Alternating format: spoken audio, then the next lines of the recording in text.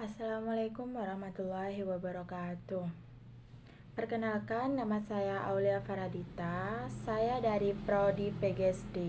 Di sini saya akan menjelaskan tentang rencana dan proposal PTK.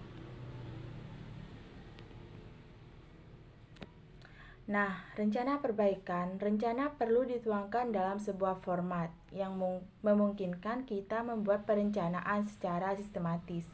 Format rencana perbaikan pembelajaran atau RPP pada dasarnya sama dengan format rencana pembelajaran sehari-hari, dengan tambahan komponen-komponen yang terkait dengan perbaikan.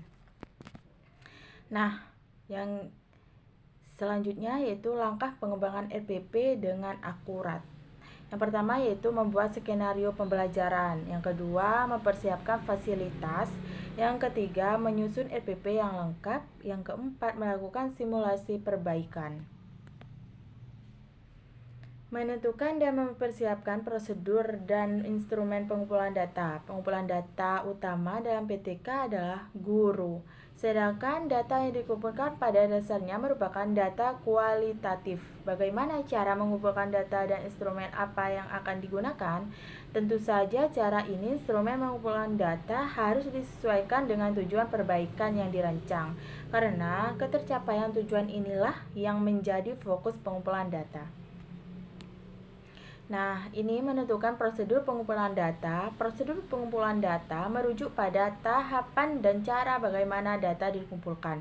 Prosedur ini mencakup yang pertama yaitu menentukan jenis data. Yang kedua, menentukan sumber data. Dan yang ketiga,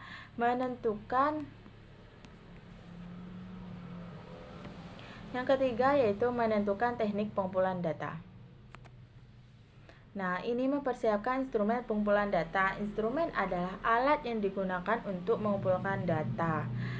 Yang kayak tadi, yang pertama observasi, yang kedua wawancara, yang ketiga angket atau kuesioner, dan yang keempat dokumentasi, dan yang kelima tes.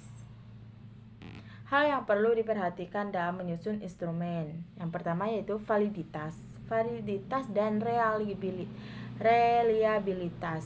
Validitas yaitu instrumen harus mengukur apa yang seharusnya diukur. Kalau reliabilitas yaitu instrumen harus konsisten jika digunakan berulang. Nah, ini format proposal PTK. Yang pertama pendahuluan berisi latar belakang masalah, dan yang kedua masalah, tujuan dan manfaat penelitian, dan yang ketiga kerangka teoretis, dan yang keempat metodologi penelitian. Nah, komponen kunci sebuah proposal PTK adalah sebagai berikut. Ini komponen kuncinya. Yang pertama yaitu judul, yang kedua bidang kajian, yang ketiga pendahuluan, dan yang keempat perumusan dan pemecahan masalah, dan yang kelima tujuan penelitian, dan yang keenam manfaat penelitian, dan yang ketujuh kajian pustaka, dan yang kedelapan rencana dan prosedur penelitian bagian ini. Yang ke-9 yaitu jadwal penelitian, dan yang ke-11 personalisa penelitian, dan yang ke-12 daftar pustaka, dan yang terakhir yaitu lampiran. Lampiran dibuat sesuai dengan permintaan sponsor. Pada umumnya yang dilampirkan adalah instrumen penelitian, dan yang kedua yaitu riwayat hidup tim peneliti, dan yang ketiga yaitu surat keterangan lain yang diperlukan. Nah, ini kesimpulan. Kesimpulan dari rencana dan proposal penelitian tindakan kelas atau PTK disusun sebagai upaya sistematis guru untuk memperbaiki dan meningkatkan proses pembelajaran di kelas melalui identifikasi masalah, perencanaan tindakan, pelaksanaan, observasi, dan refleksi. Guru berupaya menemukan solusi atas permasalahan pembelajaran yang dihadapi. Perencana PTK tidak hanya memperbaiki kualitas pembelajaran, tetapi juga meningkatkan profesionalisme guru secara berkelanjutan.